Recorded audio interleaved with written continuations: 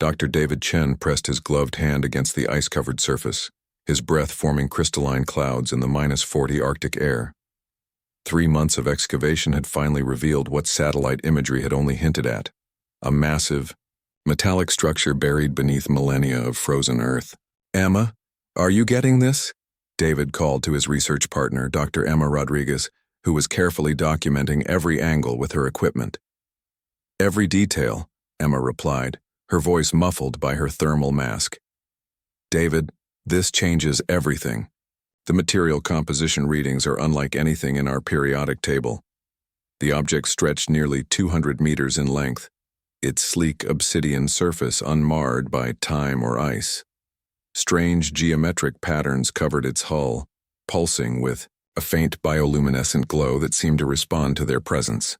After weeks of careful thermal drilling, they had finally created an access point. "Contact base camp," David instructed his team. "Tell them we're going in." The interior defied all expectations. Instead of the cramped corridors they anticipated, David and Emma found themselves in a vast chamber with soaring ceilings that seemed to bend light itself. The walls were covered in what appeared to be star charts, but the constellations were wrong, completely alien. "These aren't Earth's stars," Emma whispered, running her scanner along the luminous displays. "Look at this, David. Triple star. System's binary pulsars arranged in impossible configurations. Whoever built this came from somewhere incredibly distant."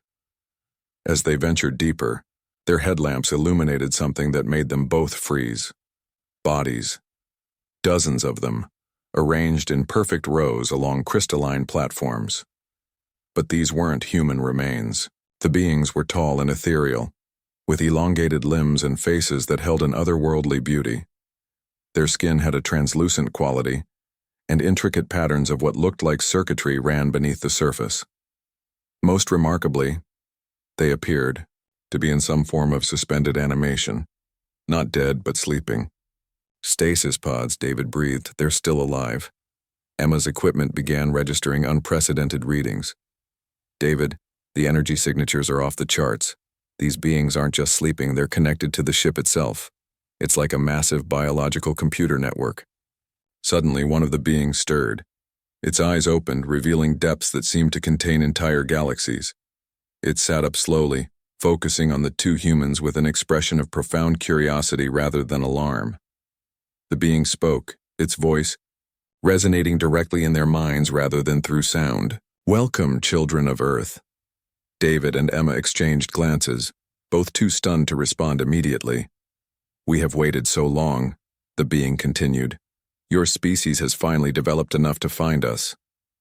"Who are you?" Emma managed to ask. "We are the predecessors. We have traveled the galaxy for millions of your years, seeding worlds, guiding evolution, preparing younger species for the greater cosmos." More beings began to awaken, their movements graceful and deliberate.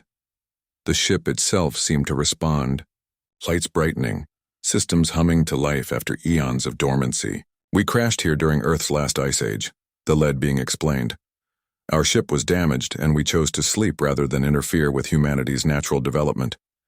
We have been watching, waiting for you to become ready." David found his scientific mind racing. "Ready for what?" The being smiled, an expression both alien and remarkably human. "Ready to join the galactic community. Your species has shown remarkable resilience, creativity, and most importantly, compassion. You have wars, yes, but you also have individuals who risk everything to save strangers. You explore not just for conquest but for knowledge. You create art that moves souls across species barriers." Emma felt tears freezing on her cheeks. "You've been studying us?" "Learning from you," the being corrected gently. "Humans possess something rare in the galaxy, the ability to adapt and overcome impossible odds while maintaining hope. You call it the human spirit, but we know it as something more, the spark that transforms civilizations." The central chamber began to transform around them. Holographic displays showed Earth from space, then expanded to reveal star maps of incredible complexity. Trade routes between dozens of civilizations, planets teeming with life, technologies that could solve humanity's greatest challenges. Your world faces difficulties: climate change, resource depletion, social divisions, the being acknowledged. But these are not insurmountable problems. Every species faces such trials before joining the greater community. What happens now? David asked. The lead being stood, towering over them with benevolent presence. Now, we begin the integration process. Some of our people will remain here to work with your scientists and leaders. Others will help establish communication with the Galactic Council. But the choice must be humanity's alone. Emma looked at David, seeing her own wonder and determination reflected in his eyes. They had come to the Arctic as researchers and were leaving as humanity's first ambassadors to the stars. Remember, the being said as they prepared to leave, "What brought you here was not superior weapons or technology, but curiosity, courage, and the refusal to accept limitations. These qualities will serve humanity well among the stars." As David and Emma emerged from the ship, they carried with them not just the discovery of a lifetime, but proof that humanity's greatest strength wasn't their technology or their numbers. It was their indomitable spirit that had impressed beings who had watched civilizations rise and fall across the galaxy. The ice around them began to crack and shift as the ship slowly freed itself from its frozen prison, ready to help guide humanity toward its destiny among the stars.